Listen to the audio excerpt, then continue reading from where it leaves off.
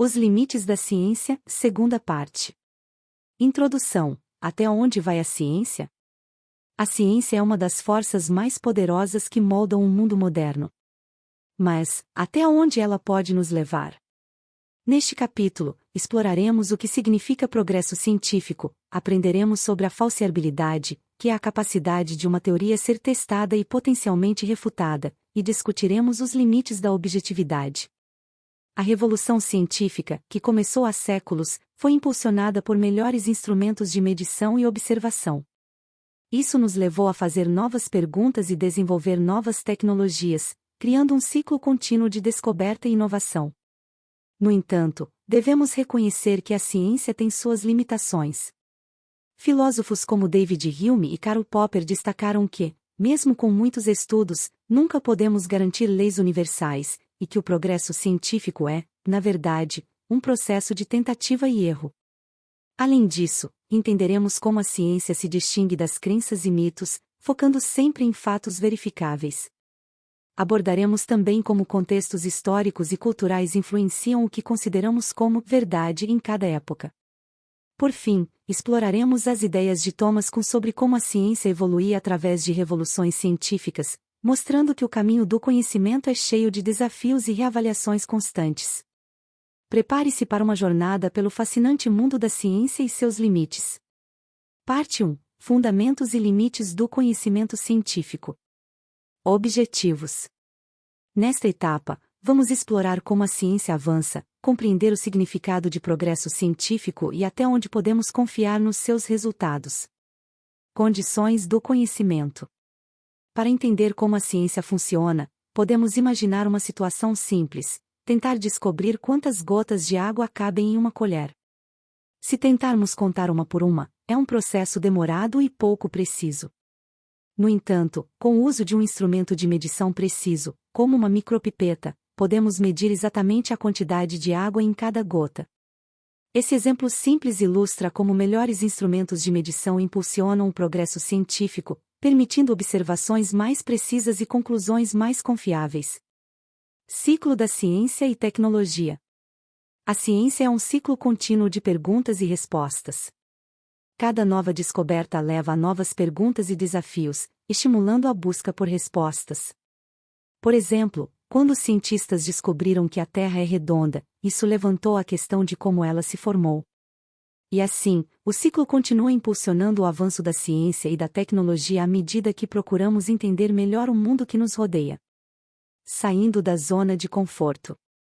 Imagine que você sempre acreditou que todas as maçãs são vermelhas, porque todas as que viu até agora eram dessa cor.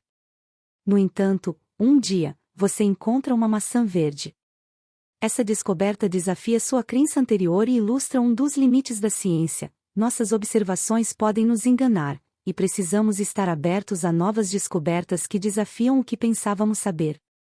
Assim, mesmo que tenhamos uma compreensão atual baseada em evidências, sempre há a possibilidade de novas descobertas que ampliem ou até mesmo mudem nossa compreensão do mundo. Entender esses limites nos ajuda a ver a ciência como um processo de tentativa e erro, onde corrigir nossos erros nos aproxima cada vez mais da verdade, mesmo que nunca a alcancemos completamente.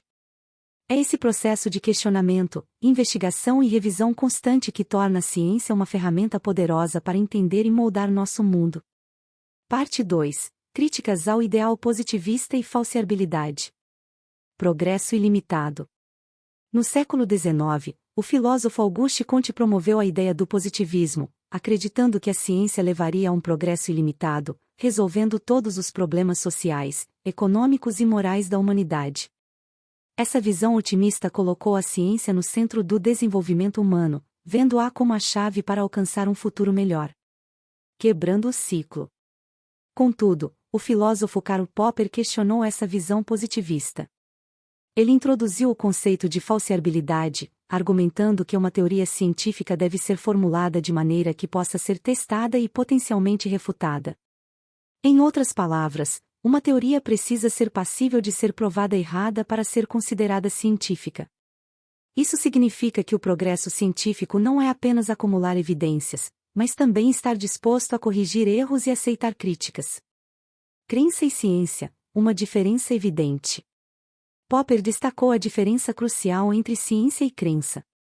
Enquanto a ciência se baseia em fatos verificáveis e está aberta à falsificação, as crenças se fundamentam em certezas não testáveis. Por exemplo, a astrologia se baseia em crenças sobre o impacto dos astros na vida das pessoas, enquanto a astronomia se baseia em observações precisas e teorias testáveis sobre os corpos celestes. A essência da ciência está em tratar de fatos, não de crenças individuais. Exemplo de diferença. Para entender melhor essa diferença, podemos considerar a teoria da evolução de Charles Darwin. Essa teoria propõe que todas as espécies evoluíram ao longo do tempo por meio de um processo de seleção natural. Essa teoria é científica porque pode ser testada e potencialmente refutada por meio de evidências fósseis, observações em campo e estudos genéticos. Por outro lado, a ideia de que a Terra é apenas alguns milhares de anos e que todas as espécies foram criadas em sua forma atual por um ser divino não é científica, pois não pode ser testada nem refutada por evidências observáveis e testáveis.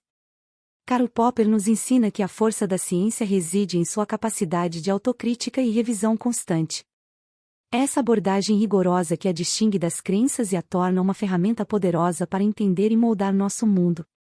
Parte 3. Perspectivas históricas e limitações da ciência. Mais críticas e limites.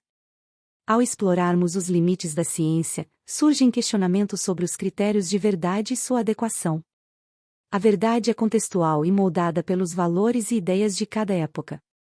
As descobertas científicas refletem as condições históricas e culturais, não sendo isentas de subjetividade. Por exemplo, no passado, a ciência apoiou ideias racistas e sexistas, influenciada pelo contexto social da época. Thomas Kuhn e as revoluções científicas. O filósofo Thomas Kuhn revolucionou a visão tradicional do progresso científico ao introduzir o conceito de revoluções paradigmáticas. Ele argumentou que a ciência passa por fases de consenso e crise, culminando em uma mudança fundamental de paradigma. Um exemplo disso é a transição da visão geocêntrica para a heliocêntrica do sistema solar, liderada por Copérnico e Galileu, que desafiou as crenças estabelecidas da época. Pluralidade e subjetividade. Kuhn também destacou a influência da subjetividade na ciência. Decisões científicas são moldadas por valores e crenças dos cientistas, refletindo a diversidade de pensamentos. A ciência é um empreendimento coletivo, onde o diálogo e a divergência de opiniões são essenciais para o avanço do conhecimento. Um exemplo disso é o debate em torno das teorias sobre a origem do universo, onde diferentes cientistas têm perspectivas e abordagens distintas. Limitações da ciência. Reconhecer as limitações da ciência é crucial. Ela está sujeita à racionalidade ética e aos limites técnicos de cada época. A regulação científica busca garantir a segurança e a responsabilidade, mas também reconhece a importância da diversidade de pensamento e da pluralidade de perspectivas. Um exemplo é a ética envolvida na pesquisa científica com células-tronco embrionárias, onde há debate sobre os limites éticos e morais da manipulação genética. Conclusão.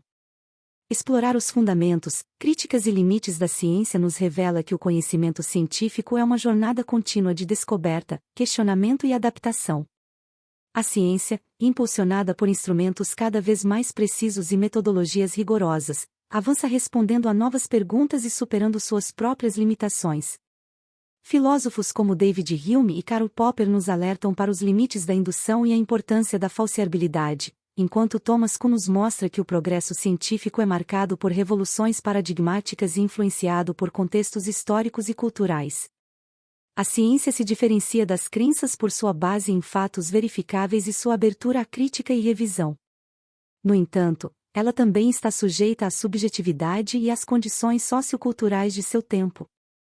Reconhecer esses aspectos nos permite entender a ciência não como um caminho linear e infalível, mas como uma empreitada coletiva e dinâmica que busca constantemente se aprimorar. Com essa compreensão, podemos valorizar a importância da dúvida, do diálogo e da diversidade de pensamentos no avanço do conhecimento, e apreciar a ciência como uma ferramenta essencial para enfrentar os desafios futuros.